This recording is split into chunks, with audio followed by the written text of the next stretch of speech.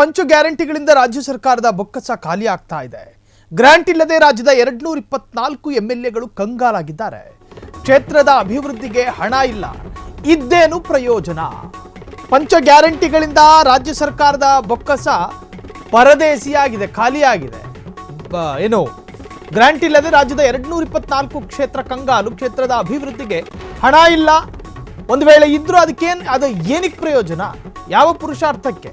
ರಾಜೀನಾಮೆ ಕೊಡೋಕೆ ಮುಂದಾದ ಕಾಂಗ್ರೆಸ್ನ ಶಾಸಕರು, ಅತ್ತ ಶಾಸಕರ ಆಕ್ರೋಶ, ಇತ್ತ ಸಚಿವರಿಂದಲೂ ಬಂಡಾಯ.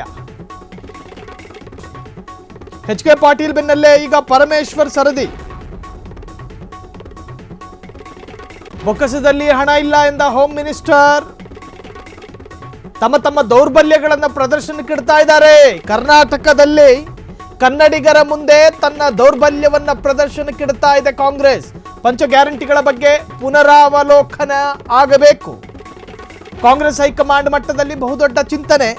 ಎಷ್ಟು ಬಾರಿ ಎಂದು ಅಬಕಾರಿ ಇಲಾಖೆಯನ್ನ ಸರ್ಜರಿ ಮಾಡೋಣ, ಎಷ್ಟು ಬಾರಿ ದರ ಪರಿಷ್ಕರಣೆ ಮಾಡೋಣ, ಎಷ್ಟು ಬಾರಿ ಟ್ರೈನ್ ಆಯಿತು, ಬಸ್ ಆಯಿತು, ಉಳಿದಿರೋದೇನೂ ಇಲ್ಲ ಪರಿಷ್ಕರಣೆ ಮಾಡೋದಕ್ಕೆ. ಪಂಚ ಗ್ಯಾರಂಟಿಗಳಿಂದ ರಾಜ್ಯ ಸರ್ಕಾರದ ಬೊಕ್ಕಸ ಖಾಲಿ, ಎಲ್ಲವೂ ಖುಲ್ಲಂ ಖುಲ್ಲಾ. ಗ್ರಾಂಟ್ ಇಲ್ಲದೆ ರಾಜ್ಯದ 224 ಎಂಎಲ್ಎಗಳು ಕಂಗಾಲಾಗಿದ್ದಾರೆ. ಕ್ಷೇತ್ರದ ಅಭಿವೃದ್ಧಿಗೆ ಹಣ ಇಲ್ಲ, ಇದ್ದೇನು ಪ್ರಯೋಜನ? ನಮ್ಮ ಕ್ಷೇತ್ರದಲ್ಲಿ ಜನ ತಿರುಗಿ ಬೀಳುತ್ತವ್ರೆ. ಅನುದಾನ ಕೊಡ್ರಯ್ಯ ಅಂತ ಹೇಳಿ ಬಿಜೆಪಿ ಶಾಸಕರೆಲ್ಲ ಕಂಗಾಲಾಗಿರೋದು. ಸ್ವತಃ ಸ್ವಪಕ್ಷದ ವಿರುದ್ಧ ಕಾಂಗ್ರೆಸ್ನ ಶಾಸಕರು ಕೂಡ ಗ್ರಾಂಟ್ ಸಿಗದೆ ಕಂಗಾಲಾಗಿದ್ದಾರೆ. ಎಚ್ ಕೆ ಪಾಟೀಲ್ ಬೆನ್ನಲ್ಲೇ ಈಗ ಪರಮೇಶ್ವರ್ ಅವರ ಸರದಿ. ಬೊಕ್ಕಸದಲ್ಲಿ ಹಣ ಇಲ್ಲ ಎಂದ ಹೋಮ್ ಮಿನಿಸ್ಟರ್ 5 ಗ್ಯಾರಂಟಿಗಳನ್ನು ಪ್ರಾಯೋಗಿಕವಾಗಿ ತಂದು ಮಹಿಳೆಯರಿಗೆ ಉಚಿತ ಬಸ್ ಪ್ರಯಾಣದ ವ್ಯವಸ್ಥೆ ಮಾಡಿ, ಮನೆಗಳಿಗೆ ಉಚಿತ ಗೃಹ ಜ್ಯೋತಿಯ ಲಾಭವನ್ನು ಕೊಟ್ಟು, ನಿರುದ್ಯೋಗಿಗಳಿಗೆ ತಿಂಗಳಿಗೆ 2,000 ರೂಪಾಯಿ ಹಣವನ್ನು ಕೊಟ್ಟು, ಹೀಗೆ ಎಲ್ಲ ತರಹದ ಯೋಜನೆಗಳನ್ನು ಕೂಡ ಕೊಟ್ಟು ಸರ್ಕಾರದ ವಿರುದ್ಧ ಶಾಸಕರೀಗ ಗ್ರಾಂಟಿಗೆ ಹಣ ಇಲ್ಲ ಎಂದು ಸರ್ಕಾರದ ವಿರುದ್ಧವೇ ಆಕ್ರೋಶ ವ್ಯಕ್ತಪಡಿಸುತ್ತಿದ್ದಾರೆ. ದೊಡ್ಡ ಪ್ರಾಜೆಕ್ಟ್ ಅನ್ನ ಮಾಡಿ ಈ ಊರನ್ನೇ ಅಭಿವೃದ್ಧಿ ಮಾಡತಕ್ಕಂತ ರೀತಿಯಲ್ಲಿ 1,000 ಕೋಟಿ ಆಗ್ಬಹುದು. ಎದುರ್ಕೋಬೇಡ ನೀವು. 1,000 ಕೋಟಿ ಅಂದ್ರೆ ಎದುರ್ಕಂತೀಯ? ಯಾಕಂದ್ರೆ ಭೀಮಸೇನಿಗೆ ಏನಾಗ್ಬಿಟ್ಟಿದೆ ಅಂದ್ರೆ, ಏನಪ್ಪ ಈ 1,000 ಗೀವ್ರ ಹೇಳಿ ಇದೇನು ಕತೆ ಇದು?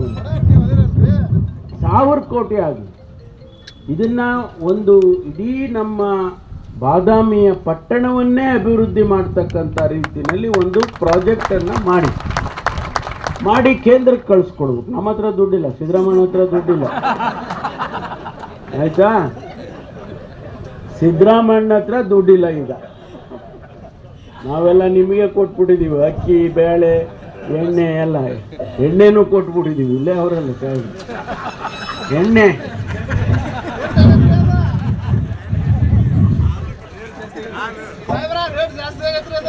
1,000 ಕೋಟಿ ರೂಪಾಯಿ ಪ್ರಸ್ತಾವನೆಯನ್ನ ಕೇಂದ್ರಕ್ಕೆ ಕಳಿಸಿದ್ರೆ ಇದನ್ನ ರಕ್ಷಣೆ ಮಾಡತಕ್ಕಂತ ಕೆಲಸ ಆಗುತ್ತೆ.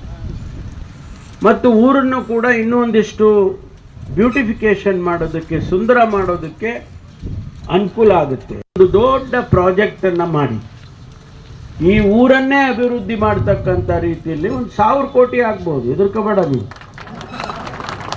1,000 ಕೋಟಿ ಅಂದ್ರೆ ಎದುರ್ಕಂತೀಯ? ಯಾಕಂದ್ರೆ ಕ್ಷಣದ ಸುದ್ದಿಗಳಿಗಾಗಿ ಫ್ರೀಡಂ ಟಿವಿ ಸಬ್ಸ್ಕ್ರೈಬ್ ಮಾಡಿ, ಲೈಕ್ ಮಾಡಿ ಹಾಗೂ ಫಾಲೋ ಮಾಡಿ. ಹೊಸ ಸುದ್ದಿಗಳ ನೋಟಿಫಿಕೇಶನ್ಗಾಗಿ ಬೆಲ್ ಐಕಾನ್ ಮೇಲೆ ಕ್ಲಿಕ್ ಮಾಡಿ.